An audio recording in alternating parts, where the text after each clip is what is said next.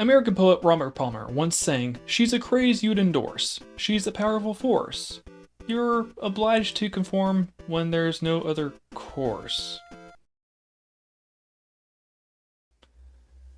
We need better song analogies. In the world of professional wrestling, few rivalries have left as unforgettable a mark as the feud between Mankind and The Undertaker. Set against the backdrop of the WWE's explosive Attitude Era in the late 1990s, this clash of titans would redefine what it meant to captivate an audience and push the boundaries of performance. So, have a nice day and then rest in peace, as we're rolling this one back with a rewind.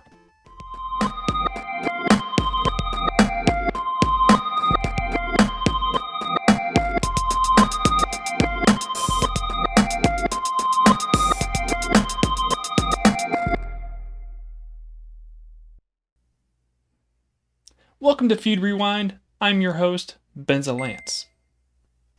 In the mid to late 1990s, the WWE, then known as the WWF, locked into a ratings war with rival promotion WCW. In this high-stakes environment, larger-than-life characters and edgier storylines became the norm. But even in the landscape of excess, the Undertaker vs. Mankind feud stood out.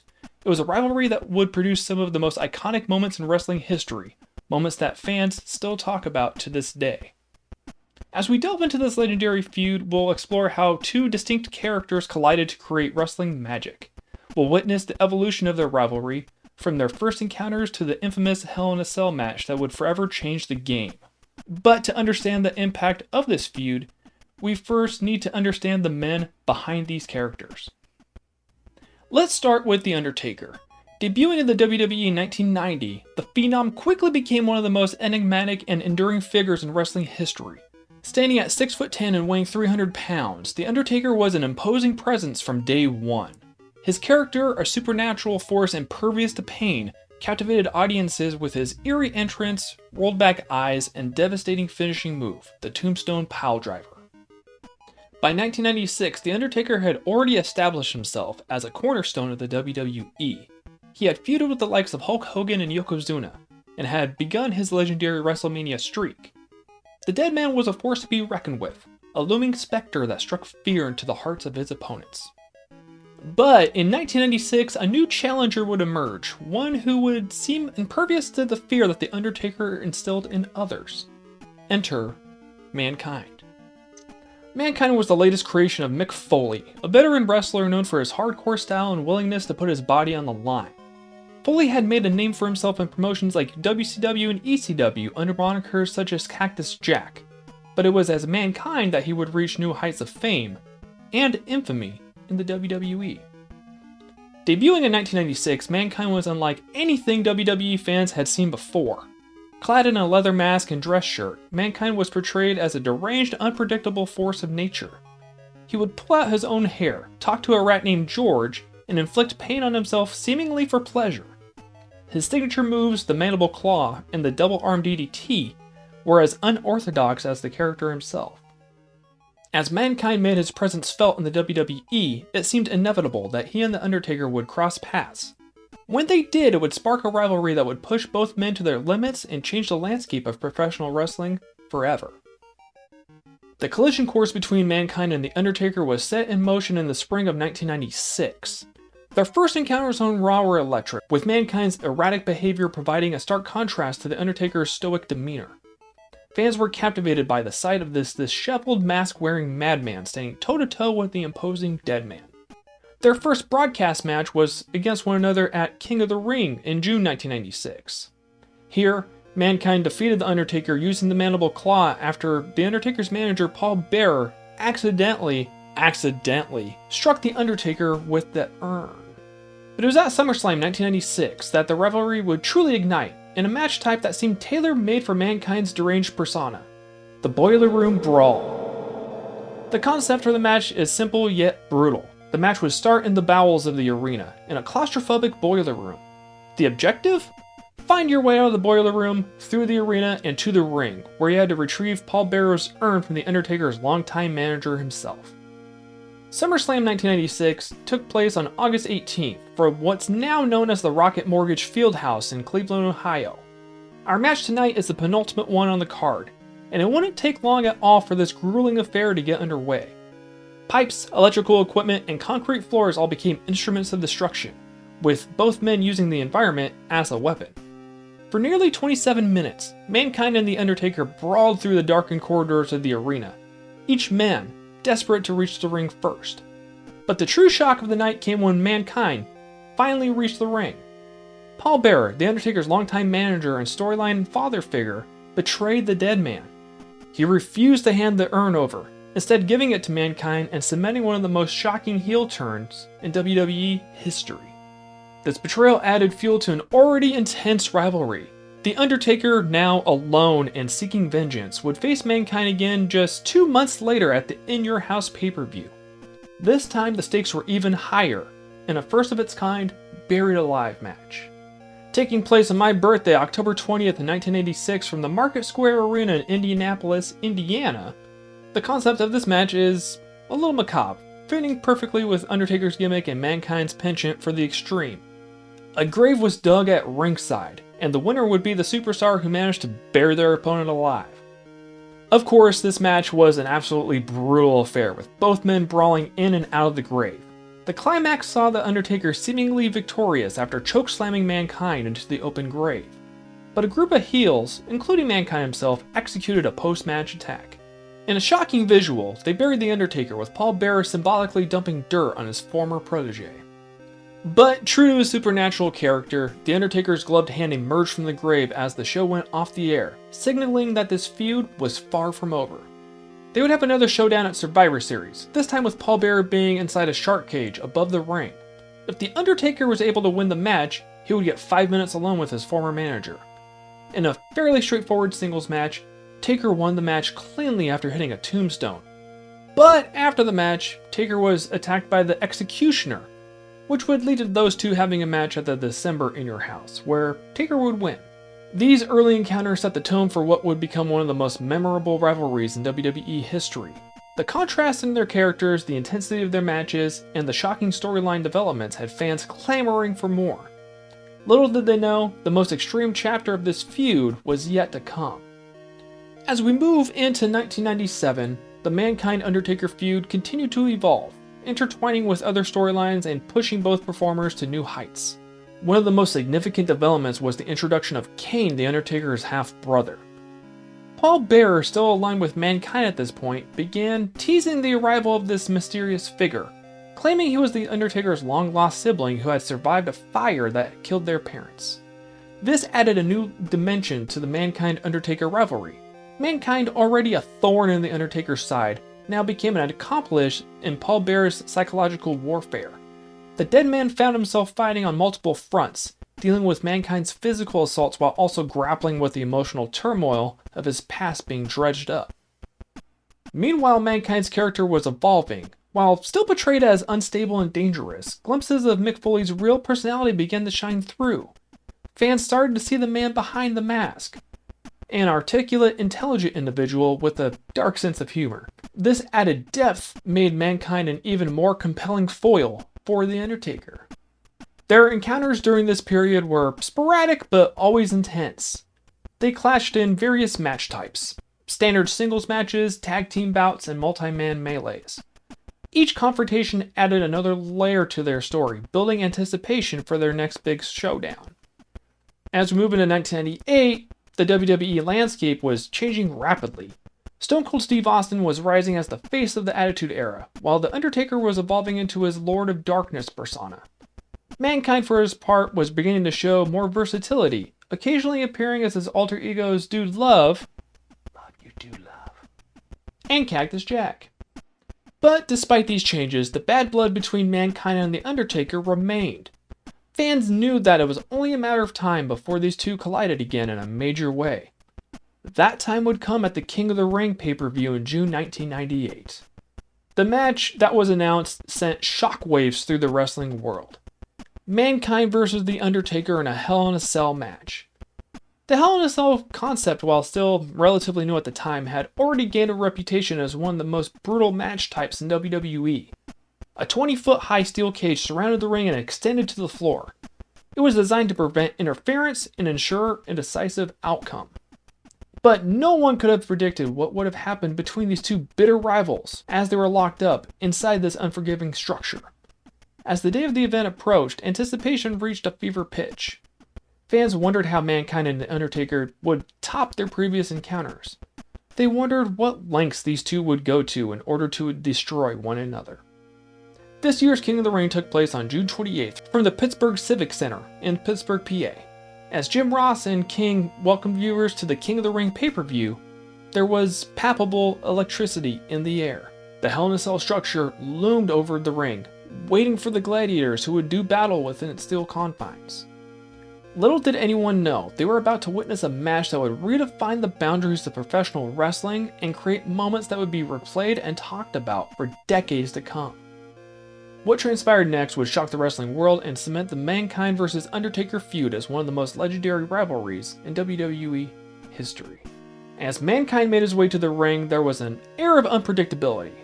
Known for his high-risk maneuvers and seeming disregard for his own well-being, fans wondered what he would do inside that unforgiving structure. The Undertaker's entrance, as always, was a spectacle of darkness and foreboding. But before The Undertaker could even reach the ring, Mankind made a decision that would alter the course of wrestling history. In a move that left commentators and fans alike in disbelief, he started to ascend to the top of the structure. The Undertaker, never one to back down from a challenge, followed. As the two behemoths stood atop the cage, the arena held its collective breath. What happened next would be etched into the memories of wrestling fans forever. Less than 2 minutes into this match, with a mighty shove, The Undertaker sent Mankind hurtling off the top of the cell. Mankind's body sailed 22 feet through the air before crashing through the Spanish announce table. Jim Ross's voice, filled with genuine shock and concern, rang out across the broadcast. "Good God Almighty! Good God Almighty! That killed him! As God's my witness, he is broken in half!" Terrible Jim Ross impersonation. Sorry, JR. The impact was devastating. Medical personnel came out to check on Foley, as did Terry Funk and various others, including Vince McMahon, who broke kayfabe by looking legitimately worried about someone that his own Mr. McMahon character was supposed to dislike. Mankind was placed on a stretcher and began to be wheeled out of the arena. Many thought the match would end here with Mankind being stretchered out, but in a display of almost inhuman resilience, Mick Foley stirred. Against all odds and medical advice, he insisted on continuing. Mankind climbed back to the top of that cell, with The Undertaker doing likewise. After a brief brawl, The Undertaker performed a chokeslam on Mankind which sent him through the panel of the chain link cage. Mankind plummeted through the cell roof, crashing onto the ring canvas below.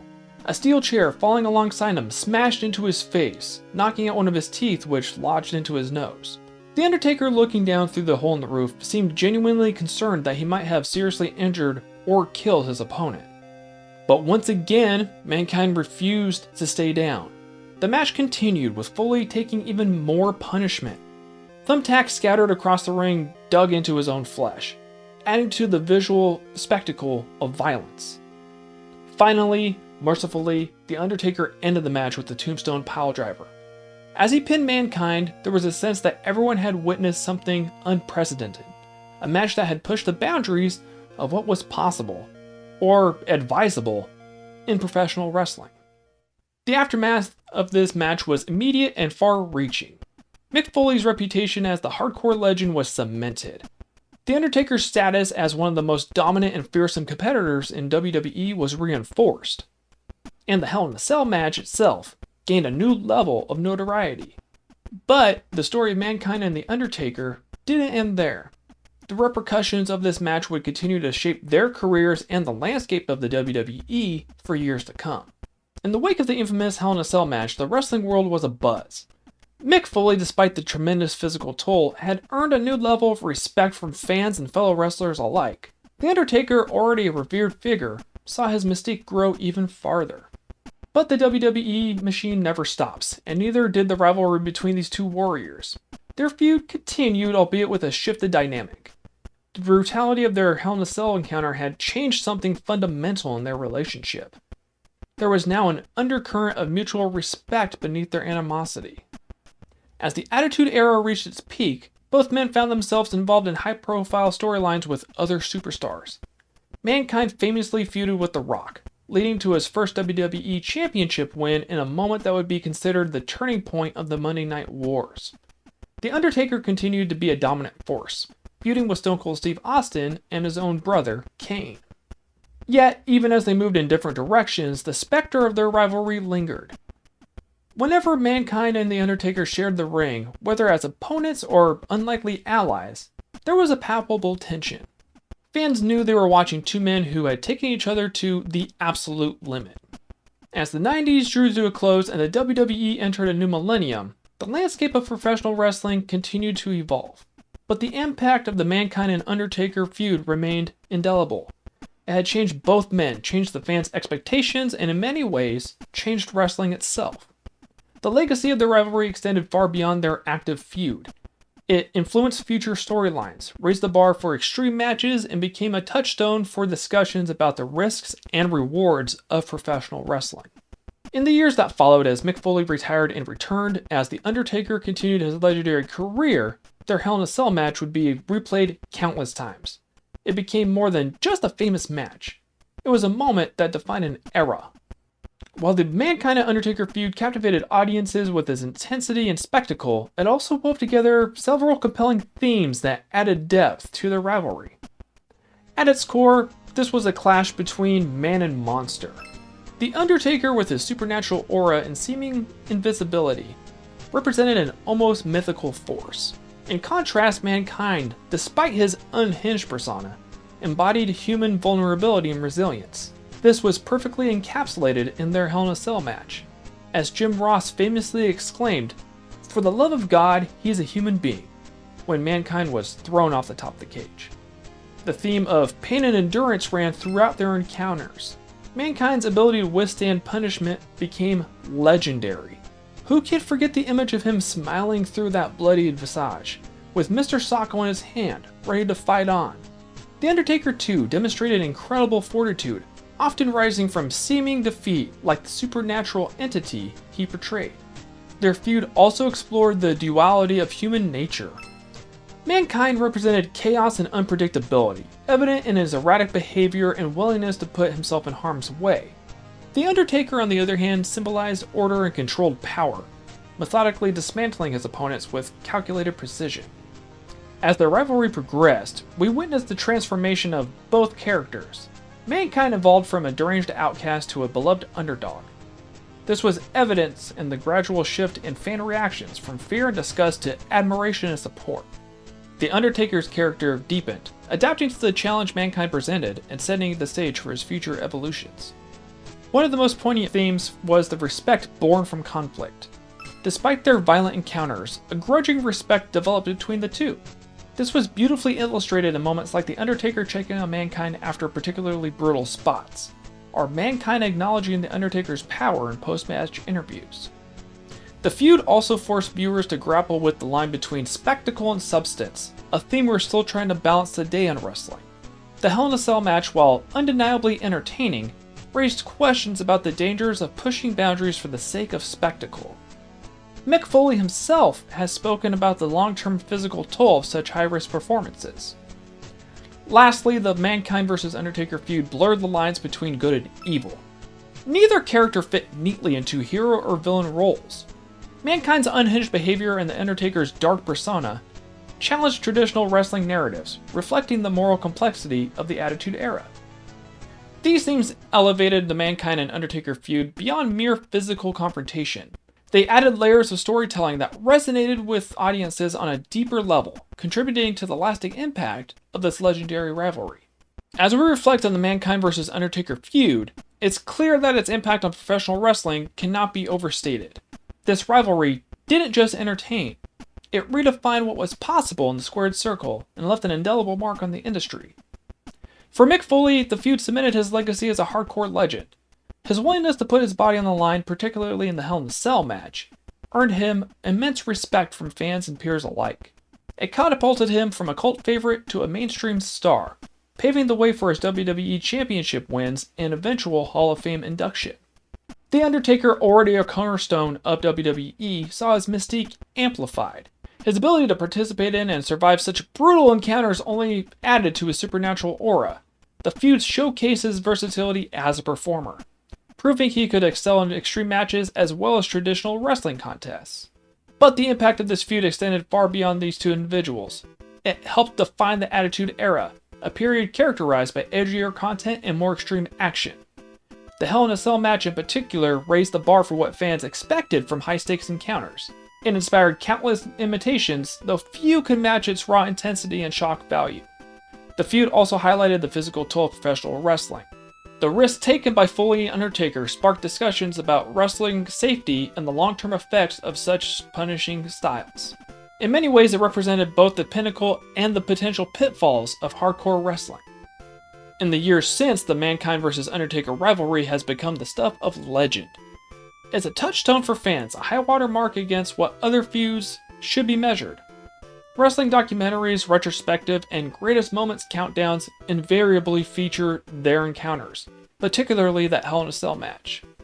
In the end, the Mankind vs. Undertaker feud stands as a testament to the drama, the spectacle, and yes, the danger of professional wrestling at its most gripping. It was a rivalry that shocked us, thrilled us, and ultimately reminded us why we fell in love with this unique form of entertainment in the first place. And so, as we look back on this legendary feud, we're left with remarkable images. A masked man falling from the sky, a dead man rising from the grave, and two larger-than-life characters pushing each other to their absolute limits. In the grand tapestry of professional wrestling history, the Mankind vs. Undertaker feud remains one of its most vivid and unforgettable threads. And with that brings us to the end of the Rewind for this week. I appreciate you spending some time with me to relive this classic wrestling drama. You know, to do the follow, like, subscribe, and share gimmicks. Lastly, we're on all of the socials as Feud Rewind. Fellow fan, I'm your host, Benza Lance, and I'll see you next week when we roll it back with another feud to rewind.